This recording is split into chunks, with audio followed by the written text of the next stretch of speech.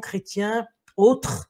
Nous avons ce soir un sujet qui a défrayé la chronique et dont le nom se réfère à un imam de la République, Hassan Iqiyoussen, et j'ai rattaché ce nom à une problématique que, évidemment, personne ne traite, c'est celui, en tout cas sur la toile, avec les personnalités habituelles, de la part des personnalités habituelles. J'ai voulu traiter de l'affaire Iqiyoussen comme, en quelque sorte, une occasion aussi de faire apparaître une problématique extrêmement importante qui est celle du mariage civil, figurez-vous, puisque Iqiyoussen, en bon imam de la République, vous incite, vous les musulmans, comme les prêtres catholiques maintenant le font systématiquement, on verra pourquoi, à vous marier d'abord à la mairie avant de convoler vers des noces à l'église ou soi-disant à la mosquée, encore que le musulman, la musulmane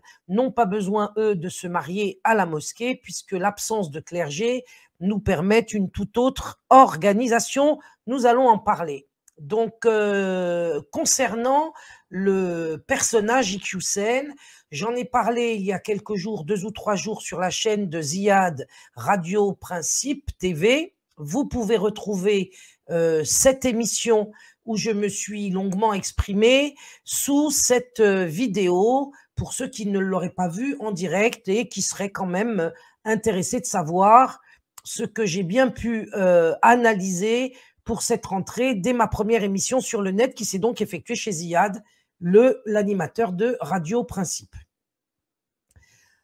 Iqiyoussen donc, je l'ai dit chez Ziad, si on devait me demander une phrase pour décrire la situation, je dirais que j'utiliserai ce proverbe chinois, donner à boire au serpent, il vous mordra quand même. Vous allez comprendre pourquoi je cite ce dicton chinois si vous me suivez jusqu'à la fin de ce live, mais je peux déjà vous donner un peu d'eau à la bouche en vous disant que donner à boire à la République, elle vous mordra en effet quand même. Ce pauvre Iqiyoussen, on va l'appeler comme ça parce que nous ne sommes pas des revanchards, même si il n'a jamais voulu soutenir le combat que nous menions pour les familles et en particulier pour sauver les enfants de ces politiques mortifères mises en place par la République maintenant depuis des décennies et qui vont s'aggravant jusqu'à s'attaquer à la nature première, la fitra des enfants, jusqu'à s'attaquer à leur niveau intellectuel par les méthodes qu'on connaît à l'éducation nationale et qui sont faites pour fabriquer du crétin par wagon. Alors Iqiyoussen, lui, on n'a pas de revanche particulière à prendre contre lui, mais on veut tout de même souligner, pour le défendre d'une certaine manière, que, pardon, il n'a pas pris la fuite, contrairement à ce que disent les médias mainstream. Il s'est simplement soustrait d'une opération médiatique qu'il a pensée humiliante de son point de vue. Il n'avait pas envie de se voir menotté dans un aéroport et conduit dans cette posture à la frontière, ce qui est tout à fait évidemment défendable. Donc, que reproche-t-on à Iqiyoussen? Je pense que on va en parler un petit peu parce que ça soulève des questions qui sont quand même d'ordre général. Donc, monsieur Hassan Iqiyoussen, imam de son État, rattaché à la République éminemment, alors qu'on lui reproche aujourd'hui de n'être pas un défenseur des valeurs de la République, il fait partie, je dirais, des premiers, pour l'époque récente, imams de la République, comme je les appelle, et comme nous sommes un certain nombre de musulmans à les appeler de cette façon. Iqiyoussen, donc, est accusé d'avoir exprimé des propos, par exemple, sexistes. Et c'est à propos de ces propos, et c'est à l'occasion de cette accusation que je voudrais quand même souligner l'inanité, l'absurdité, le délire, je dirais même psychopathique de ce genre d'accusations dès lors qu'elles proviennent de gens qui sont, par exemple, accusés de viol. C'est-à-dire qu'on est quand même dans une situation aujourd'hui où M. Iqiyoussen est accusé d'avoir tenu dans ses conférences ou sur le net, d'avoir tenu des propos contre l'égalité homme-femme qu'on appelle maintenant l'égalité femmes-hommes, bah bien sûr, pourquoi pas, comme dirait l'autre, et ces accusations sont portées par des personnalités ou par des gens qui sont accusés de viol.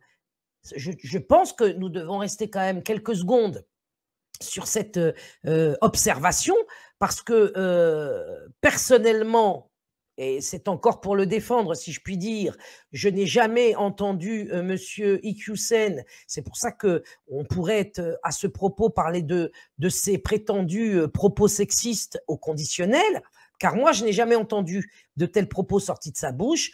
Il est vrai que je ne l'ai pas suivi à la trace toutes ces années, mais je l'ai en tout cas suffisamment entendu pour savoir et affirmer qu'il n'a fait, grosso merdo, que proférer 1000 fois des discours républicains. Donc, lorsque nous sommes dans la situation où nous, moi, musulmane, je n'entends sortir de la bouche de M.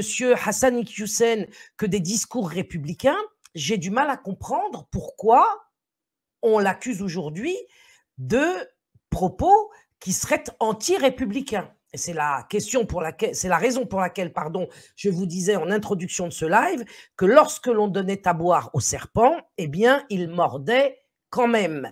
Et c'est un peu ce qui doit être retenu aujourd'hui par vous tous, car finalement, les concessions des catholiques libéraux se sont toutes retournées contre le catholicisme et l'Église catholique.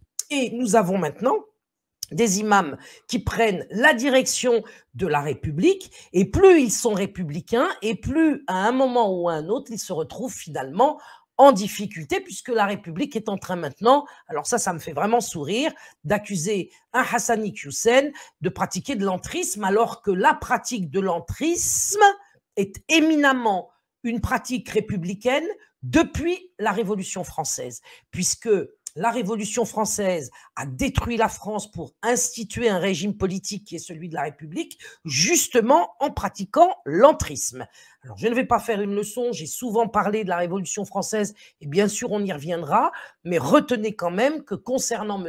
Hassan Iqiyoussen et d'autres, eh bien, encore une fois, la République pratique l'inversion accusatoire, ce qui est évidemment l'apanage de tous les systèmes et toutes les personnalités pervers. Toutes les personnalités, tous les systèmes pervers. Donc, je n'ai jamais entendu personnellement M. Hassan Iqiyoussen faire la promo de la séparation avec la République. Bien au contraire, il ne nous avait pas soutenus, nous, le mouvement JRE, en 2014, lorsque nous avons appelé aux journées de retrait de l'école pour interdire l'enseignement de la théorie du genre. Il s'était caché dans son immeuble où nous sommes allés le voir, là-bas dans le nord de la France, et où il nous a à peine ouvert la porte lorsque je suis allé justement pour l'interpeller et lui demander de venir au secours des familles, en particulier des quartiers populaires, puisque c'était celle-ci qui était le plus visée par la répression. Je vous prie de croire que le gars, il nous a à peine fait entrer, il nous a laissé debout, il ne nous a même pas servi un verre d'eau en nous poussant le plus rapidement possible vers la porte. Donc, comme monsieur d'ailleurs Tarek Ramadan, qui n'a jamais été qu'un réformiste républicain, puisque lui aussi, lorsqu'il est question de poser les vrais problèmes qui se posent aujourd'hui aux familles musulmanes, pour ne parler que d'elles, mais en fait qui sont des problèmes qui sont posés à toutes les familles de ce pays. Parce que finalement, les problèmes posés aux familles musulmanes, lorsqu'on veut les communautariser, eh bien, on crée de la division. Et sur ces problèmes particuliers, on se rend compte que ce n'est pas si important que cela. Ces questions d'islamophobie ne sont faites que pour diviser et pour divertir, faire diversion et conduire les musulmans vers de faux combats ou des combats secondaires, à défaut qu'ils soient faux. Et maintenant, il est question, comme je le fais toujours, de voir ce qui devrait rassembler les familles, ce qui devrait faire en sorte que nous soyons tous unis dans l'intérêt de nos enfants, pour les défendre et pour permettre à la génération qui vient de ne pas être aussi dégénérée que l'école le souhaiterait. Puisque à l'école, maintenant, vous le savez, je n'ai pas été révoquée pour rien, c'est parce qu'en effet, je les ai accusés de faire que tous, dans les structures les plus hautes de l'éducation nationale, avaient donc pour mission de fabriquer des imbéciles, des illettrés, et pourquoi pas, ce qu'on appelle maintenant vulgairement de la racaille. Donc maintenant, ce que je veux dire, c'est que on est dans un spectacle absolument incroyable, puisque moi je dis que ce spectacle organisé par Darmanin est un spectacle qui consiste à faire diversion, qui consiste aussi à terroriser les imams, mais plus largement les musulmans, qui est la politique de la terreur qu'ont subi les catholiques à partir de la Révolution française, à partir des guerres de Vendée, à partir de l'instauration de la République. Aujourd'hui, il y a une politique de la terreur qui est mise en place en direction des musulmans. Et lorsqu'on connaît l'histoire, finalement, on a moins peur qu'ils souhaiteraient que nous le soyons. Donc, j'appelle tout de même les gens à se renseigner sur la République, à aller voir les vidéos que j'ai pu faire sur le sujet, parce que vous y trouverez des éléments historiques qui vous montreront qu'il s'agit uniquement d'une stratégie pour vous faire abandonner votre confiance en Dieu et pour vous faire perdre votre foi en lui, que vous soyez chrétien et maintenant en particulier musulman, puisque le catholicisme s'est vautré dans le libéralisme et ce libéralisme n'est rien d'autre qu'un abandon de la confiance en Dieu pour une remise de soi aux intérêts mondains et en particulier à ces intérêts gérés par le diable. Donc aujourd'hui, l'enjeu pour les musulmans, mais aussi pour tous les croyants, y compris évidemment les chrétiens, c'est de restaurer en eux-mêmes une foi solide et une confiance au Créateur inébranlable, de façon justement à ce qu'ils ne cèdent pas à cette politique de la terreur qui est vieille comme la République et comme la Révolution française. Iqiyoussen est donc notamment, je viens de le dire peut-être, accusé d'être sexiste. Alors écoutez, c'est drôle. Franchement, détendez-vous et regardez à quel film comique nous sommes conviés. Iqiyoussen Hassan, imam républicain, accusé dans une opération d'inversion accusatoire de pratiquer l'entrisme, se retrouve accusé par un ministre de l'Intérieur du nom de Darmanin d'être sexiste et de lutter, comme je l'ai dit tout à l'heure, contre l'égalité des hommes et des femmes qui est devenue maintenant, je le répète encore, dans une inversion propre à la République, l'égalité femmes-hommes. Il est accusé, Iqiyoussen, d'être sexiste, qui est un crime en France. Être pédocriminel, ça a l'air d'être moins grave.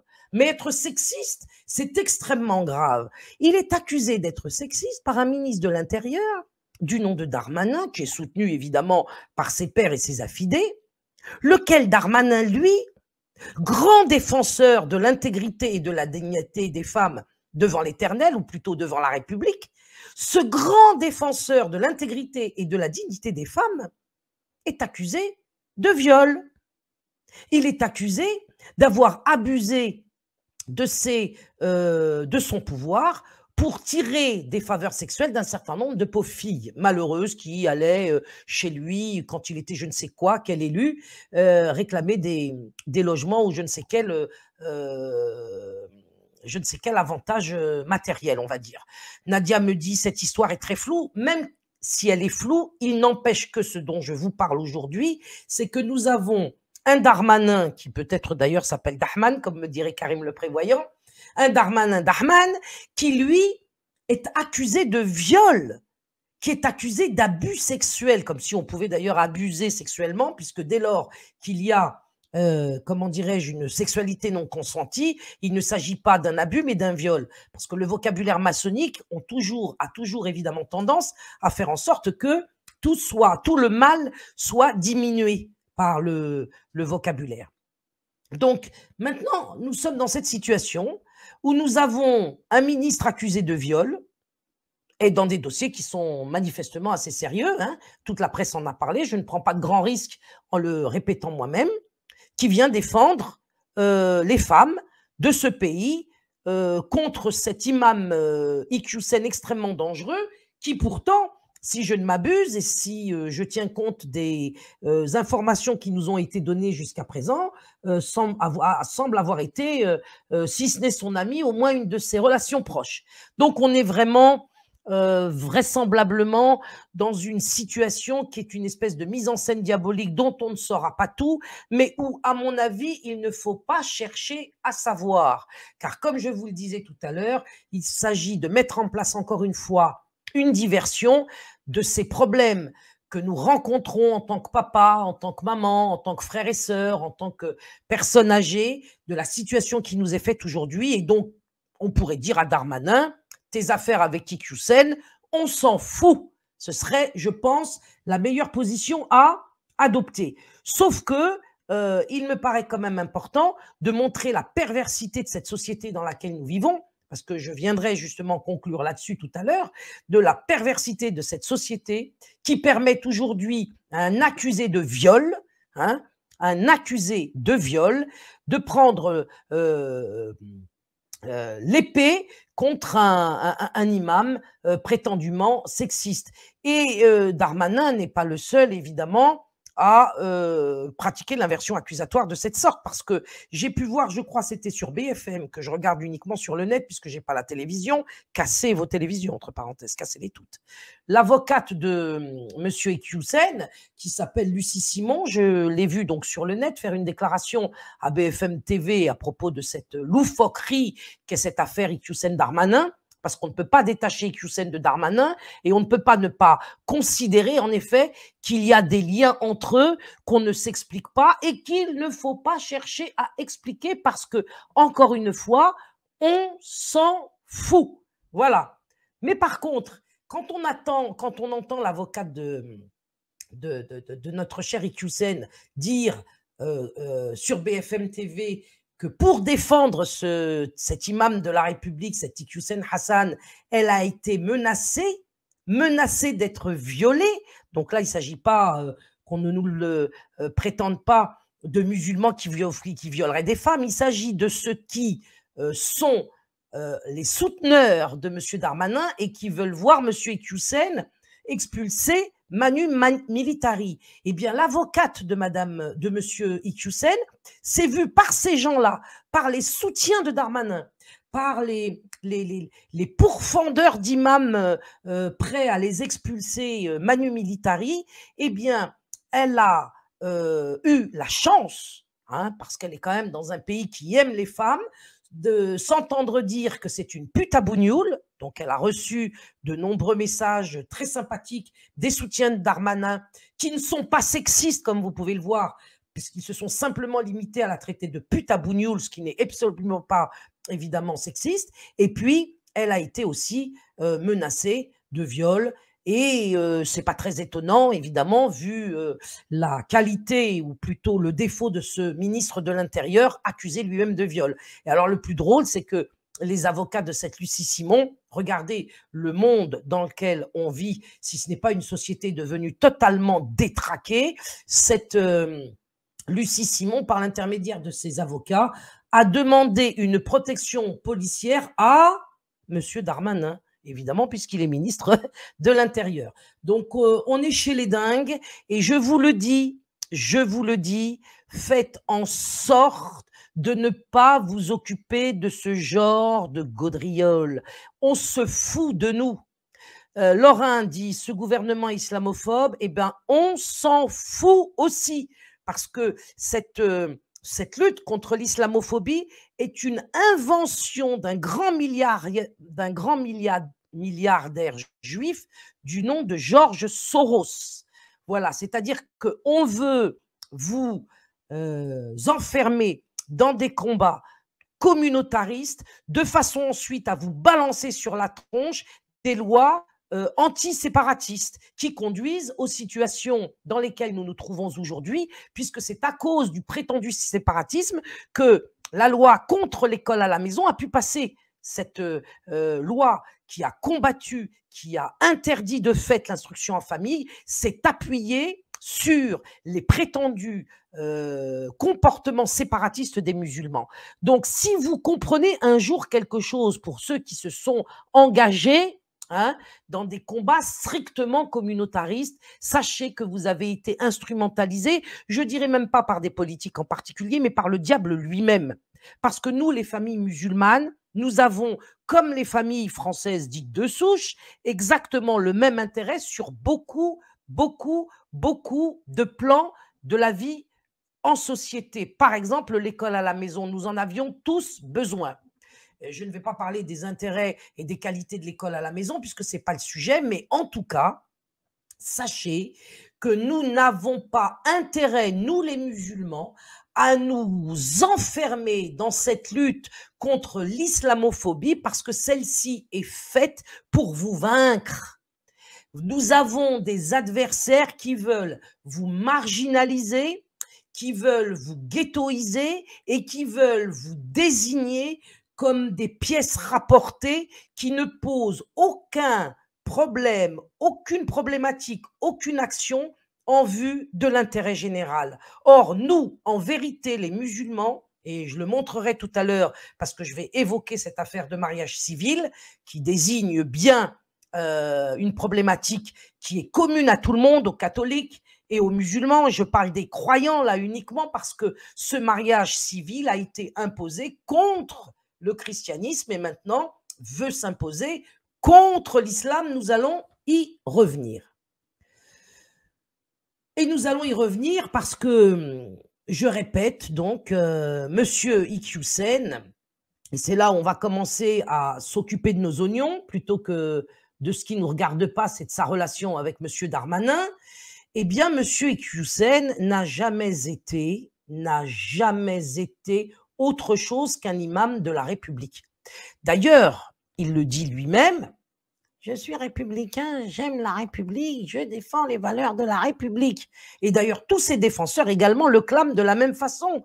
Si, il défend la République, si, il aime les valeurs de la République, comme la laïcité par exemple. Aimer la laïcité comme l'aime d'ailleurs un autre imam de la République du nom de Boussena, qui vous a fait, vous, musulmans, je dirais, manipuler, hein, qui vous a fait défiler dans les rues de Paris en criant « Laïcité, on t'aime, protège-nous », alors que la laïcité est un contre-principe religieux qui exclut Dieu de la vie complète de l'homme pour le reléguer uniquement dans un espace privé où cette relégation a pour objectif, encore une fois, de détruire la foi dans le cœur des croyants.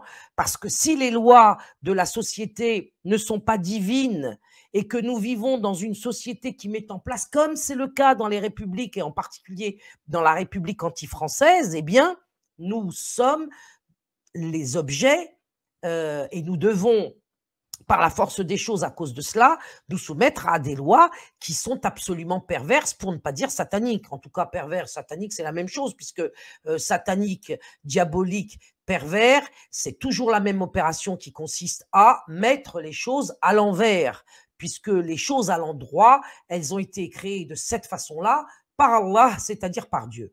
Donc, Iqiyoussen est un imam de la République, et je vais vous aider tout à l'heure à les reconnaître, les imams de la République, et donc forcément à vous détacher d'eux, à éviter de leur donner de l'argent dans des cagnottes qui peuvent monter jusqu'à 60 000, 70 000 euros, alors qu'ils sont millionnaires. Iqiyoussen est millionnaire, et de nombreux musulmans apitoyés, sincères, naïfs, ignorants, lui ont ouvert, ont participé plutôt à une cagnotte qui s'est élevée aux dernières nouvelles, quand je l'ai vue il y a quelques jours, à 60 000 euros, alors que nous, Roman et moi, nous avons affaire à des familles qui n'ont même pas le moindre sous-vaillant pour essayer de sauver leurs enfants, soit d'un placement abusif, soit pour acheter des livres de type conforme à une véritable instruction, soit même pour se nourrir.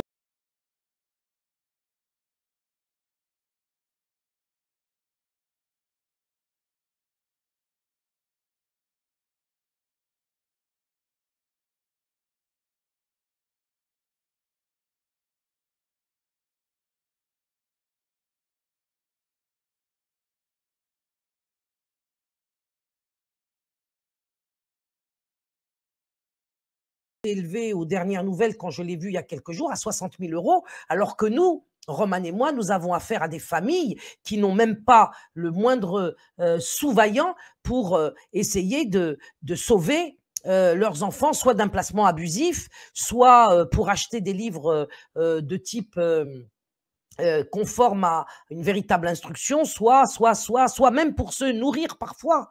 Donc, au lieu de faire en sorte que ces cagnottes viennent servir aux plus pauvres, aux plus nécessiteux, aux plus méritants aussi, pourquoi pas, pour permettre, je ne sais pas moi, l'ouverture d'un certain nombre d'actions, de financer des actions qui seraient celles qui pourraient servir à tout le monde. Eh bien, on se retrouve à financer des millionnaires comme Monsieur Bousséni.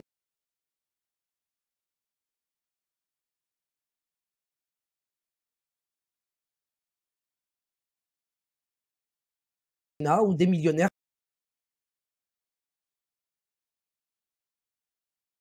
comme Monsieur Iqiyoussen, ou des millionnaires comme Tarek Ramadan. N'oubliez pas que lorsque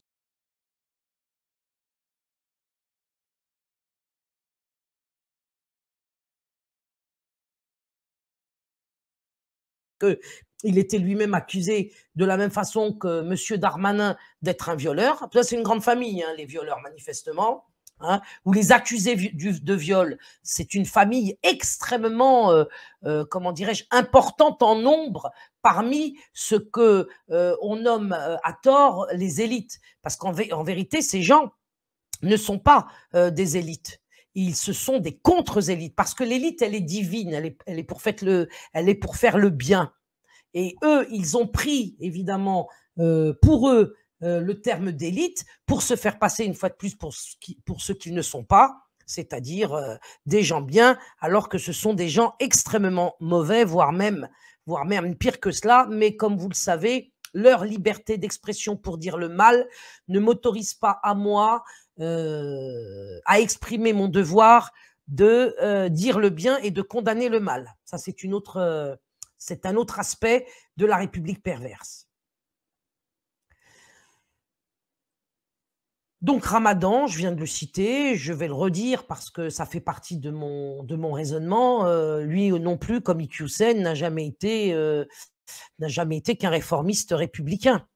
Donc aussi bien Iqiyoussen que Ramadan, que tous les imams de la République ont toujours, comme les catholiques libéraux, et aujourd'hui, ce qu'on appelle un catholique libéral, c'est un catholique qui est dans le péché par rapport à sa religion, parce qu'il préfère la banque au Christ.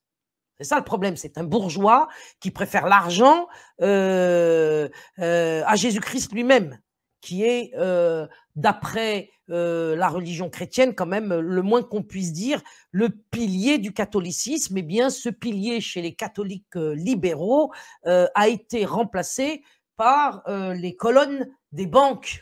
Voilà. Et c'est la raison pour laquelle on peut mettre tout ce beau monde, qu'ils se prétendent musulmans ou catholiques, dans le même panier, parce qu'ils ne sont finalement, à y regarder, même pas forcément de très près, à y regarder tout court, ce sont des serviteurs de la République anti-religieuse. Et c'est triste de voir tous ces cathos, tous ces musulmans croire qu'il y a dans la République quelque chose à gratter et qu'on pourrait, en faisant quelques concessions, arriver à faire la paix avec elle et vivre en paix. Eh bien non, la République ne veut que la guerre, parce que la République se bat contre Dieu lui-même, et se battant contre Dieu lui-même, elle se battra jusqu'à la mort du dernier croyant. D'ailleurs, les musulmans connaissent cette, comment on dit, cette projection dans l'avenir, là j'ai oublié le terme. Dans le domaine religieux, il y a un mot qui exprime le fait que c'est écrit dans nos textes. Voilà, qu'à un moment donné, on ne trouvera pas sur terre quelqu'un qui prononcera ou qui invoquera le nom d'Allah, c'est-à-dire le nom du Créateur. Voilà, donc on a affaire à des fous, évidemment, parce que est-il possible de s'opposer au Créateur tout-puissant? La réponse, tout le monde la connaît ici. Merci, eschatologique, voilà, c'est ça.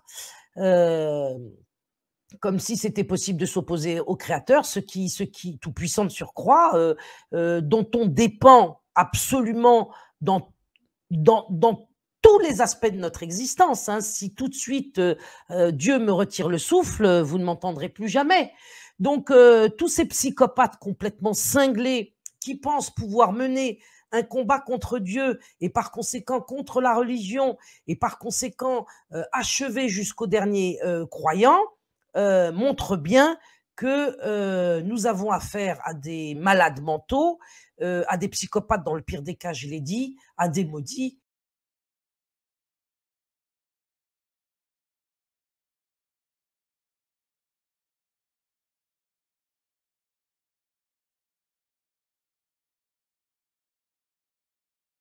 ou à des égarés. Donc parmi eux, s'il en reste encore quelques-uns dont l'âme n'est pas totalement souillée par le démon, eh bien, nous vous appelons, nous, ici, à revenir au Créateur parce qu'il n'y a pas d'autre solution.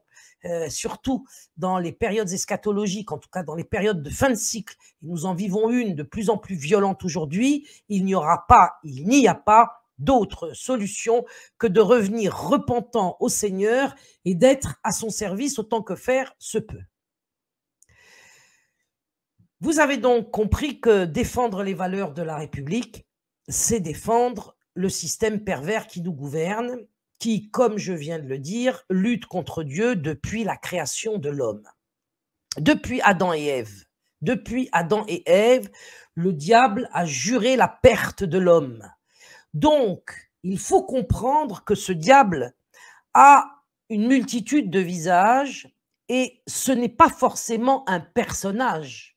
Il peut être un personnage, dans la peau d'un homme par exemple, mais il peut être aussi un système politique. Et la République, qui vient de la Révolution française, est un système politique, disons-nous, choisi par le démon, on va dire comme cela, et qui a pu recruter chez les maudits ou les égarés des contre-élites et des armées qu'on pourrait appeler les armées sataniques, qui, par l'intermédiaire, par le truchement de la Révolution française, qui a été finalement qu'une série de massacres et de destructions, tant sur le plan physique que sur le plan spirituel, cette Révolution française a accouché de la République en tuant la France. Donc, il est particulièrement grotesque de la part de M. Hassani Hussein de se prétendre français, parce que des Français, il n'y en a plus depuis la Révolution française, qui a mis la tête du roi à bas, processus action qui a entamé un processus qui nous conduit à la date d'aujourd'hui où on peut dire que l'expression français de souche, d'ailleurs si on en est là, c'est pour dire qu'il n'y a plus de français de branche. C'est-à-dire que la souche, on va la chercher très très loin et elle n'a pas produit des Français de branche. Et je ne dis pas Français de branche pour parler des immigrés, je dis Français de branche pour parler de nos Français contemporains qui se définissent comme Français de souche. Tout cela étant évidemment infondé, puisque pour être Français, comme je l'ai dit chez Ziad, faudrait-il encore respecter sa caractéristique de fille aînée de l'Église et par conséquent d'avoir un lien avec le catholicisme, au moins un lien, ce qui n'est pas le cas aujourd'hui de la majorité de ceux qui s'appellent français. Donc il n'y a plus de Français en République anti-française, évidemment, le boulot a été fait depuis 2 ou 3 siècles, et maintenant vous avez des musulmans qui se réclament d'une identité qui n'existe plus. Alors ça, c'est vraiment comique. Et un historien, parce que je crois qu'il a fait des études d'histoire comme Hassani Hussein, nous propose de nous accrocher à une identité que les Français ont eux-mêmes piétinée et qui n'existe plus et qui ne peut pas être restaurée sans un débat sérieux sur la question de savoir ce que j'ai proposé sur l'émission au cours de l'émission de Ziad, de savoir si on peut être français et musulman, puisque à l'origine, la France catholique faisait que pour être français, il fallait être chrétien et catholique. Donc le travail aujourd'hui devrait être mené sur le thème un Français peut-il être athée ou républicain? Un Français peut-il être républicain? Et par conséquent, ce n'est qu'en répondant à cette question qu'on pourra déterminer si un musulman peut l'être. Parce qu'un musulman, je vous le dis tout de suite, il ne peut pas être républicain puisqu'il y a reniement de Dieu dans la République. Donc c'est complètement incompatible. Et normalement, un catholique qui ne serait pas libéral serait en total accord avec moi. Le but de la révolution anti-française a été de faire du passé table rase.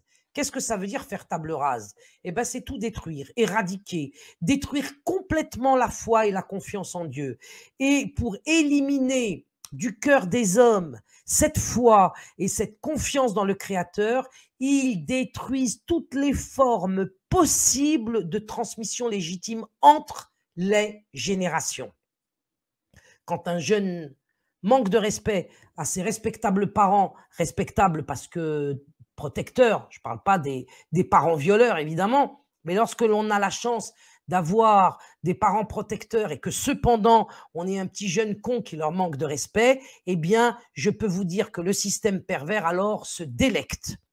Ils détruisent aussi les tenants de la Révolution française qui, d'après monsieur, comment il s'appelle, celui qui était ministre de l'Éducation nationale à l'époque où j'ai lancé la JRE, Vincent Peillon. Vincent Peillon a écrit un bouquin qui s'intitulait La Révolution française n'est pas terminée. Ben oui, parce que maintenant qu'il y a les musulmans, il faut la remettre en route, évidemment, puisque la Révolution française a institué un régime politique diabolique qui a massacré tous les authentiques catholiques, et puis ils ont eu une période de tranquillité, on va dire, avec le consentement des Français de souche devenus, comment dirais-je, républicains, parce que renégats finalement, et ils se retrouvent, à cause de leur colonie, avec une arrivée sur leur sol de croyants dont ils croyaient s'être débarrassés en s'étant débarrassés des catholiques. Ou alors, il s'agit d'un autre plan diabolique qui consisterait plutôt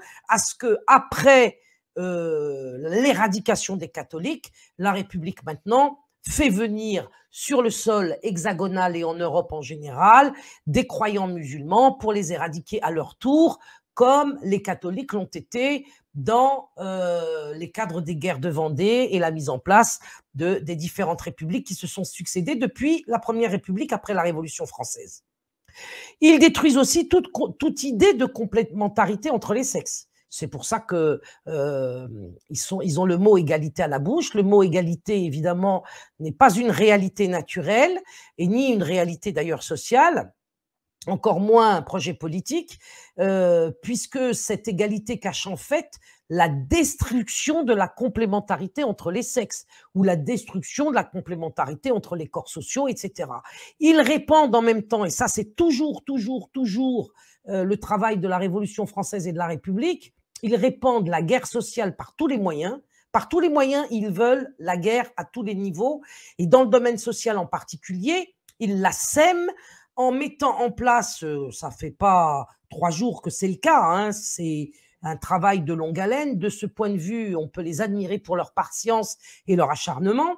Eh bien, par l'exploitation de l'homme par l'homme, ils assurent évidemment l'expansion de la guerre sociale par ce truchement-là. Et c'est ainsi qu'on a des Karl Marx qui viennent nous enjoliver une notion mortifère qu'il appelle la lutte des classes sociales. Ce n'est encore qu'une forme de guerre.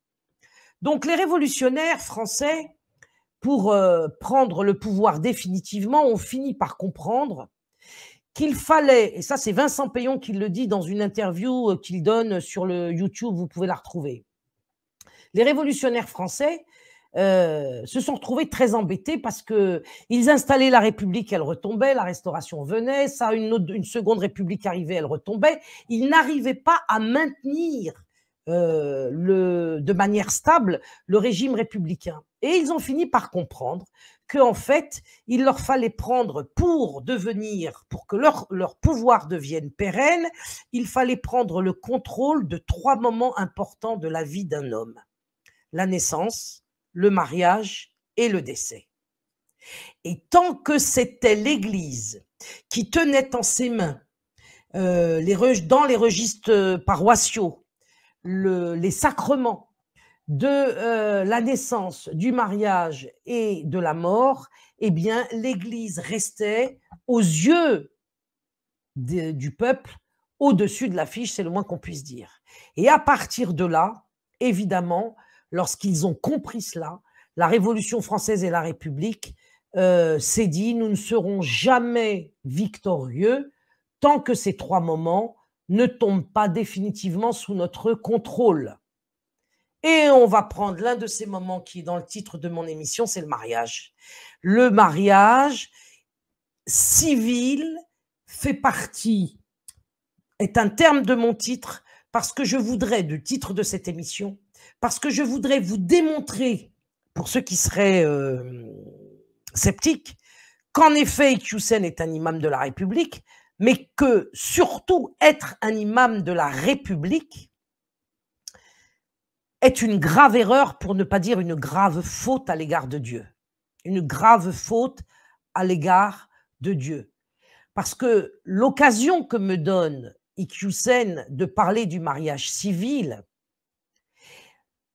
c'est pour moi la possibilité de vous transmettre un critère infaillible pour reconnaître un imam républicain. Parce qu'ils sont tous là, très gentils, avec leur barbe, leur djellaba immaculé, leur petite voix doucereuse. Vous n'avez pas remarqué, à part Iqiyoussen, de ce point de vue-là, il est un peu plus viril que les autres.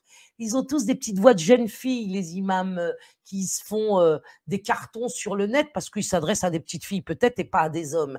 Mais il faudrait quand même que nous puissions avoir des critères pour reconnaître ce qu'est un imam de la République, de façon à prendre ses distances avec lui.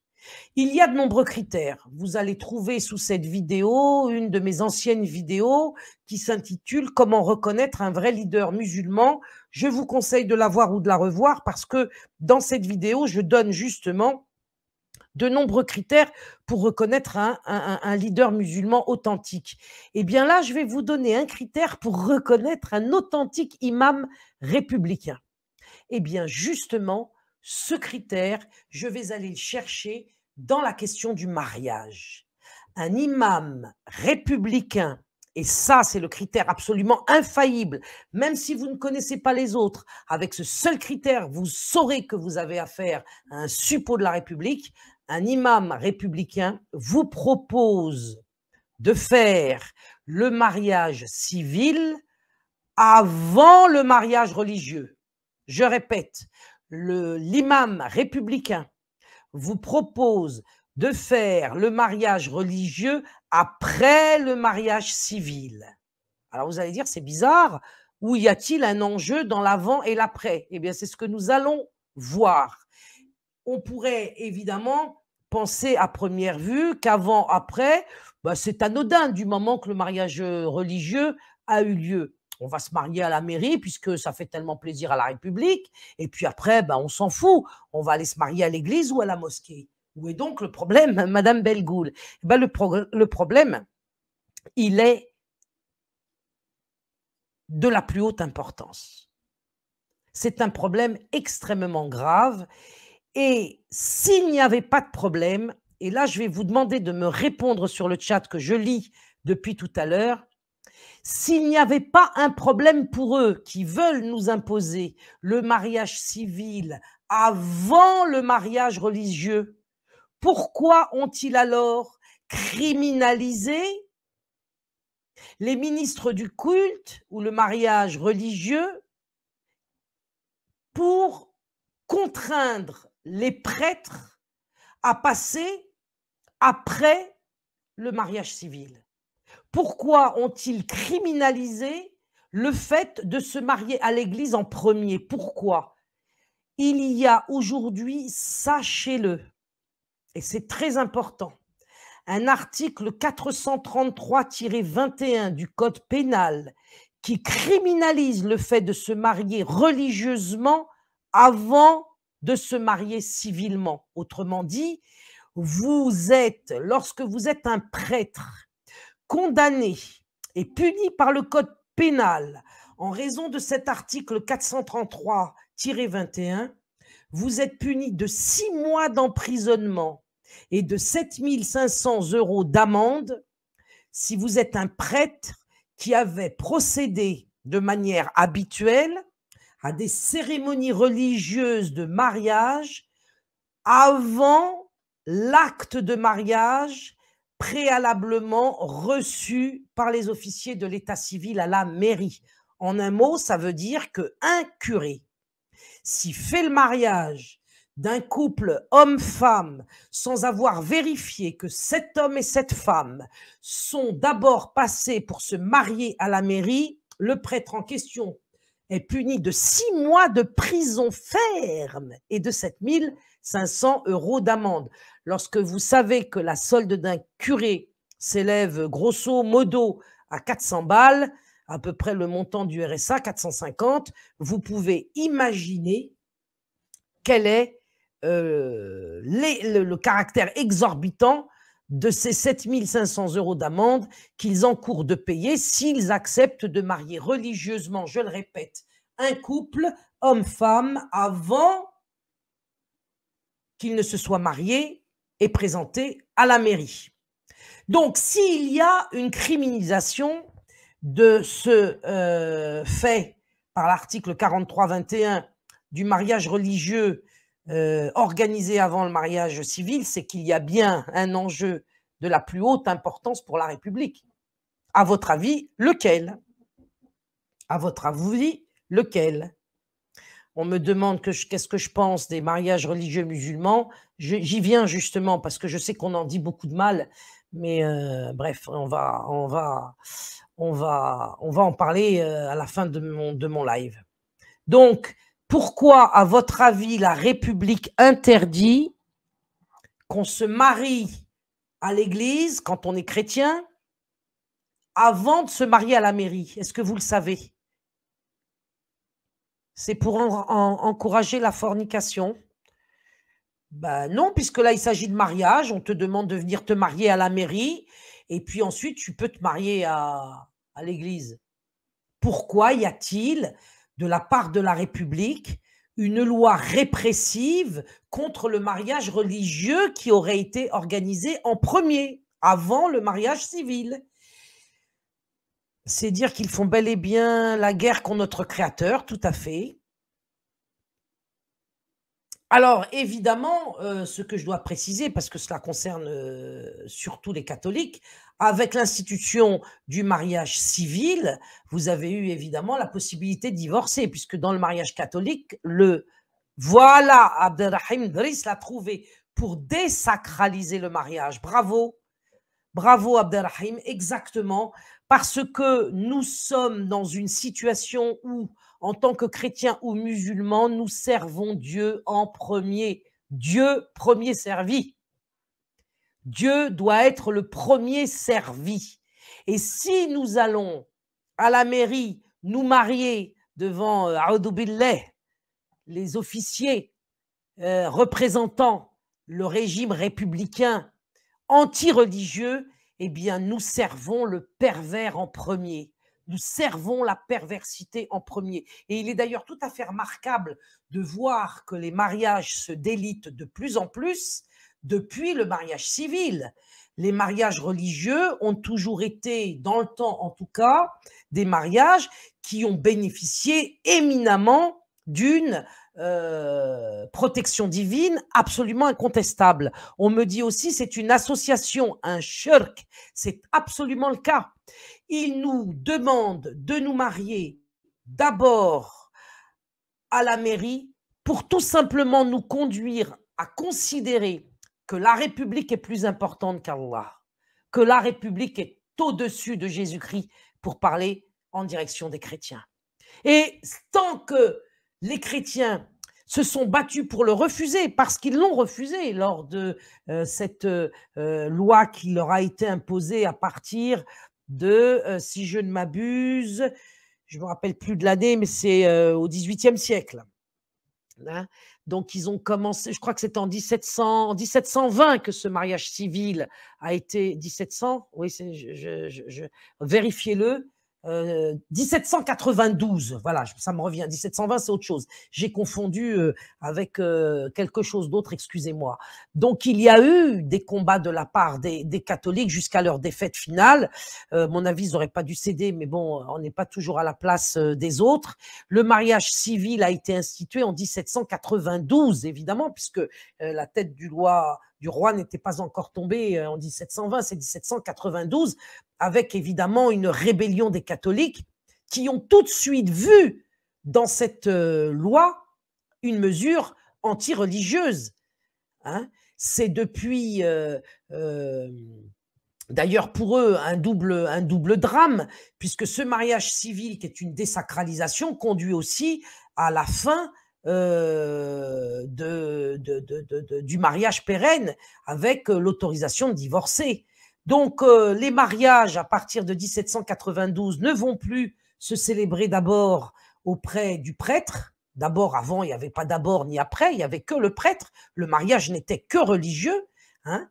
Et puis, à partir de 1792, des combats vont se mener entre les catholiques et les républicains.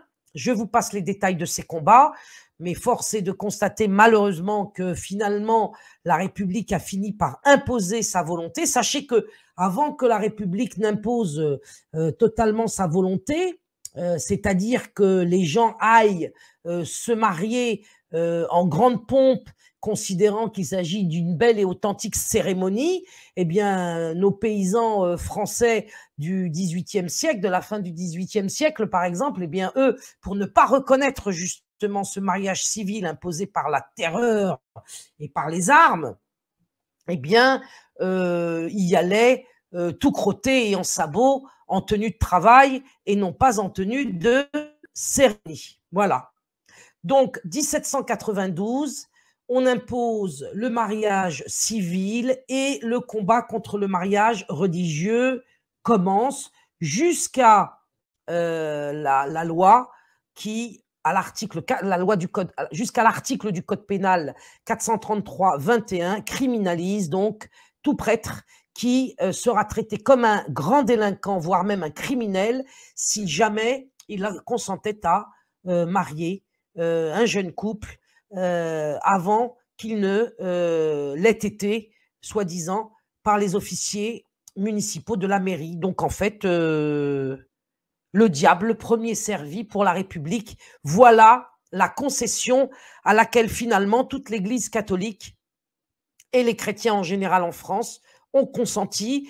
Et voilà ce qui nous est proposé par l'imam Hassani Hussein. Vous pouvez aller voir sur sa chaîne le mariage civil, le mariage religieux. Faites le mariage civil et ensuite venez à la mosquée pour faire le mariage musulman. Sauf que nous, monsieur Hassani Hussein et consorts, monsieur Boussena, monsieur je ne sais qui encore, eh bien, vous n'êtes pas légitime à marier ou ne pas marier les musulmans, puisque il n'y a pas de clergé en islam et par conséquent, un mariage musulman n'est pas obligatoirement soumis à un lieu et à un imam, à une personne soi-disant cléricale de la religion islamique. Par conséquent, tout musulman et toute musulmane peut se marier en dehors d'une mosquée, sur le plan religieux j'entends, peut religieusement se marier en dehors de la mosquée et avec quelqu'un d'autre qu'un imam, puisque l'islam nous autorise à organiser nos mariages religieux dans n'importe quelle habitation, avec évidemment deux témoins, une dot, un tuteur pour la jeune fille et une personne pieuse qui, sans être imam, peut, connaissant le protocole du mariage, peut l'effectuer n'importe où, dans n'importe quel pays, à n'importe quelle heure du jour et de la nuit, sans être obligé de passer par les fourches codines d'une interdiction quelconque. Si vous êtes par exemple en vacances en Algérie, ou au Maroc, ou en Tunisie, ou que sais-je ailleurs, vous pouvez faire votre mariage religieux pour servir Dieu en premier,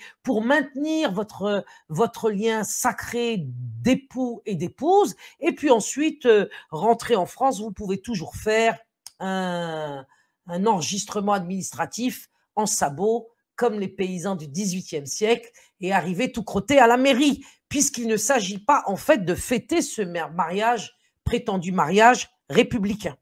Voilà, moi je ne vais pas vous dire plus que cela, mais cet Hassani Hussein, il a quand même sur lui le péché d'appeler au mariage civil avant le mariage musulman. Moi, je ne veux pas faire de procès, puisque je n'en ai ni le pouvoir ni même le désir. Je veux simplement vous alerter sur ce critère qui, sorti de la bouche d'un imam, doit vous conduire à le fuir comme la peste. Tout imam qui vous propose de passer à la mairie avant de passer devant Dieu pour vous marier est un imam de la République et donc au service du système pervers. C'est ce que je voulais vous dire. Et à partir de là, évidemment, on peut aller au-delà des imams de la République. On peut demander à Mélenchon, par exemple, le grand ami des musulmans, Mélenchon. C'est comment son prénom à Mélenchon? Décidément, tous ces gens que je n'aime pas, je me souviens de pas grand-chose les concernant. nominalement en tout cas. En tout cas, Mélenchon, le grand candidat à la République, à la présidentielle de la République maçonnique, prétendument, grand ami des musulmans, grand ami des musulmans. Eh bien, écoutez, tous les musulmans qui ont voté pour lui, je vous demande d'aller le voir ou de lui écrire, le monsieur Jean-Luc, ah ben le voilà, je l'ai retrouvé, merci Safa Alaoui, Jean-Luc Mélenchon, allez voir Jean-Luc Mélenchon, et même vous qui êtes sur mon chat là, demandez à Jean-Luc Mélenchon non pas de l'aide ou de la bienveillance, demandez-lui s'il est favorable au mariage religieux en première position. Que les musulmans se bougent un petit peu pour poser la question à Jean-Luc Mélenchon ou à ses services ou à la France dite insoumise. Insoumise à qui d'ailleurs, si ce n'est à Dieu? Eh bien, la France insoumise à Dieu, figurez-vous qu'elle est pour que le mariage religieux soit en deuxième position. Parce que pour eux, comme pour tous les républicains,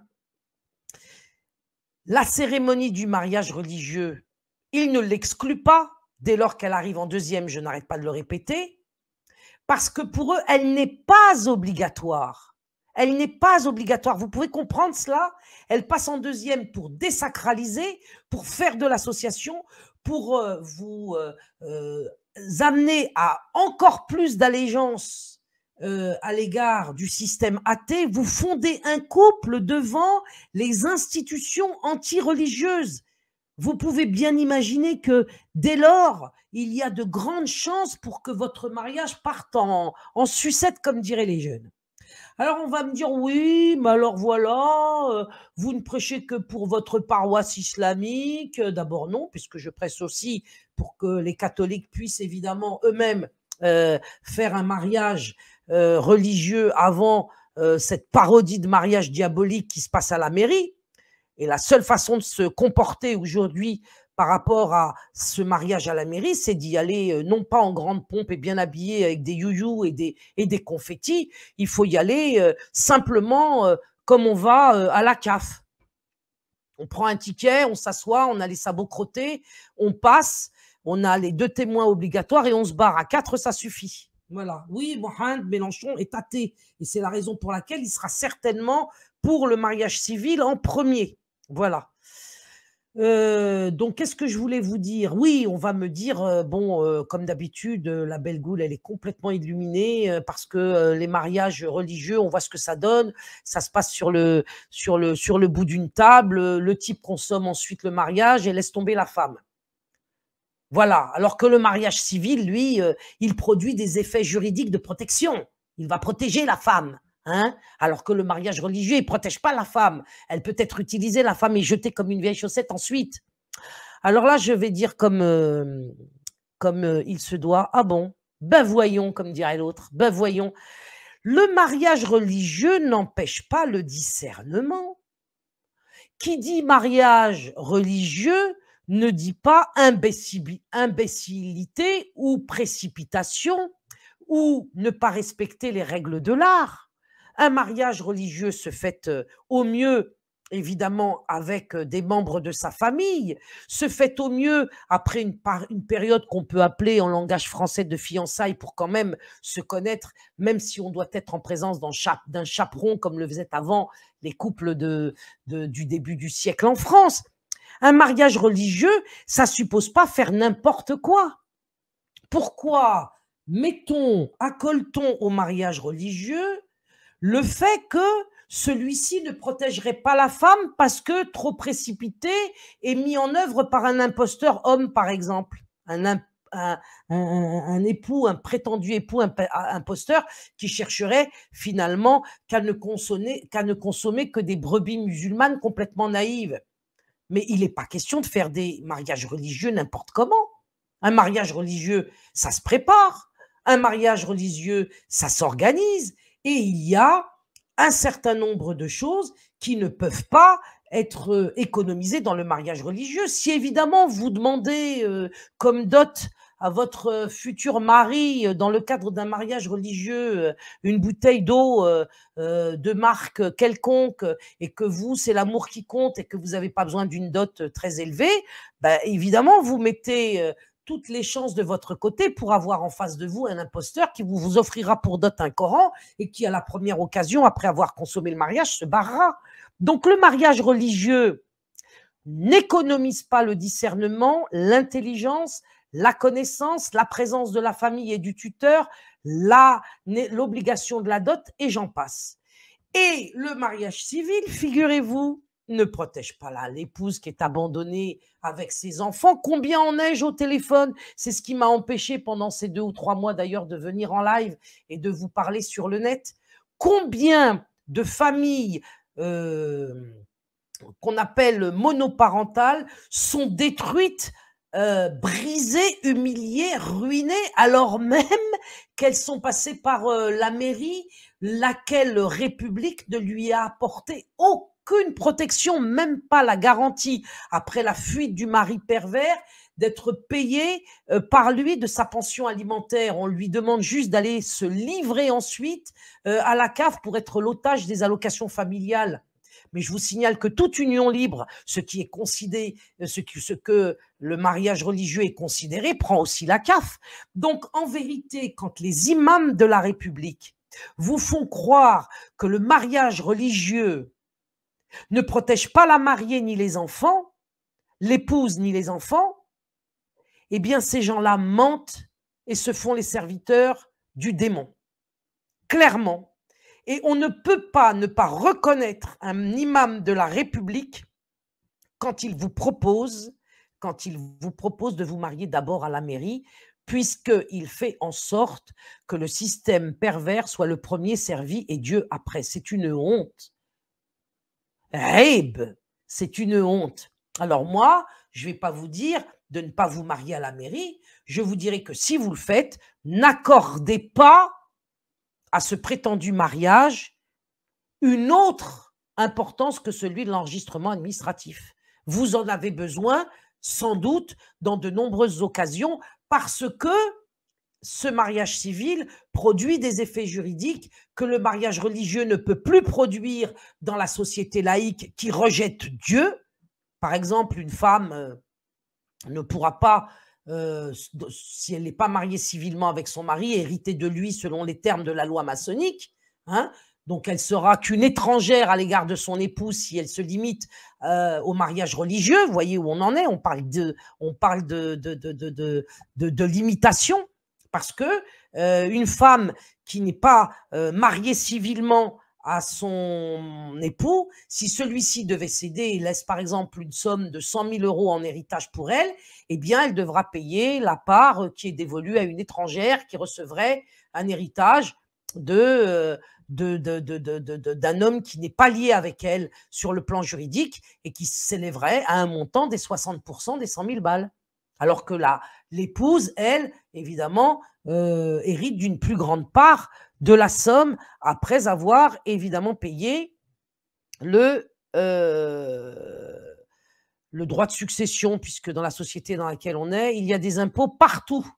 Même le ramassage des poubelles, si vous n'en voulez pas, par exemple, ce qui était mon cas dans ma campagne, je suis allée dans ma petite mairie, j'ai dit, attendez, moi, mes ordures, je m'en charge moi-même, je vais les brûler, je vais les gérer, je vais les détruire. On m'a dit, ah ben, pas du tout, Madame Bellegoul, c'est un impôt, donc vous en faites ce que vous voulez de vos ordures, mais vous allez quand même payer. Voilà. Donc, tout est sujet à imposition. Donc, le mariage religieux vous apportera, s'il est sincère et bien fait, avec discernement et respect des règles, la protection de Dieu. Alors que toutes les bonnes femmes qui ont fait, je ne parle pas des musulmanes ou des catholiques, qui ont fait le seul mariage civil et qui se retrouvent jetées avec leurs enfants à la rue par un mari pervers ou méchant, eh bien, je suis désolée, mais la protection de la République, on ne la voit pas en œuvre. Et j'en suis le témoin tous les jours. Il faut aller chercher des avocats ruineux. Il faut ensuite essayer de se battre au coude à coude pour protéger les enfants des malversations qu'un mari pourrait éventuellement faire. C'est la croix et la bannière. Et je ne vois pas en quoi le mariage civil protège mieux la femme et les enfants de tout ce qui pourrait advenir dans les conflits conjugaux et dans les séparations. Voilà. À partir de là, je vous dis que Monsieur Iqiyoussen, et j'en arrive au troisième terme de mon titre, l'expulsion. L'expulsion. C'est Darmanin qui expulse Iqiyoussen. C'est le républicain accusé de viol qui expulse l'imam républicain accusé d'entrisme dans la République. C'est tout ce cirque-là auquel on a affaire. Mais il y a peut-être une autre justice au-dessus de tout ça, la vraie justice, la justice de la providence divine, n'est-ce pas? Moi, je dis que c'est une hypothèse et certainement pas une affirmation. Mais lorsque on est un imam qui sert à ce point la République, au point d'appeler au mariage civil avant le mariage religieux, c'est-à-dire de tomber dans le même piège que l'Église catholique et de faire que les mariages catholiques interviennent après Marianne, et ils ont beau jeu ensuite d'aller faire les beaux en robe blanche devant la croix de leurs églises alors qu'ils ont trahi le Christ en passant d'abord à la mairie. Ils l'ont d'abord trahi puisqu'ils le servent en deuxième comme un domestique, n'est-ce pas? Les restes pour le Christ et le plat principal pour la mairie républicaine, pour la République maçonnique. Eh bien, oui, l'islam sous les pins, bien fait pour Iqiyoussen, Dieu l'humilie pour sa trahison. Ça, tu peux l'afficher, Roman, parce que c'est exactement la conclusion que j'allais adopter moi-même, qui ne nous dit pas, finalement, que c'est Dieu qui a châtié lui-même Hassan Iqiyoussen, parce que Hassan Iqiyoussen ne travaille pas pour servir Dieu en premier, mais pour servir en premier la République anti-religieuse, anti-Dieu, anti-chrétienne et anti-musulmane. Et ça, comme dirait l'autre, c'est pas une erreur, c'est une faute. Et vous savez très bien que toute faute, eh bien, à toute faute correspond un châtiment. Donc l'expulsion de M. Hassan Iqiyoussen est peut-être un châtiment divin. Mais c'est peut-être aussi, parce qu'on va rester sur une note positive, une punition pour lui permettre justement de revenir à lui, c'est-à-dire de revenir à Dieu, car en nous, c'est le Créateur qui gouverne. Donc je conseille à M. Iqiyoussen de demander pardon à Dieu, de demander pardon à Allah. Je nous conseille à tous d'ailleurs de le faire sans cesse, de tenter autant que faire se peut dans cette société de malades anti-religieux, de prier à l'heure, je le dis pour les musulmans, et comme je l'ai proposé dans mon émission chez Ziad, faites en particulier en ce moment Ayat al-Kursi après chaque prière à l'heure et mariez-vous comme il se doit, selon la volonté d'Allah, selon la volonté de Dieu. Je n'en dirai pas plus. Je vous souhaite une bonne soirée. Je reviens vous voir dimanche 11 septembre à 20h30 pour parler de la rentrée scolaire et de ce qu'il serait possible de faire pour aider nos enfants à s'instruire, ce que l'école ne fait plus, et à rester intègre, ce que l'école attaque en la personne de chacun de nos enfants. Salam alaikum wa rahmatullah, bonne soirée à tous. Que Dieu nous guide, nous assiste, que Dieu nous pardonne et que nous soyons éclairés chaque jour et qu'il nous accorde le discernement sans lequel nous ne sommes que des égarés, des êtres faibles sans aucune possibilité d'y voir clair et de nous en sortir. Amin. Amen.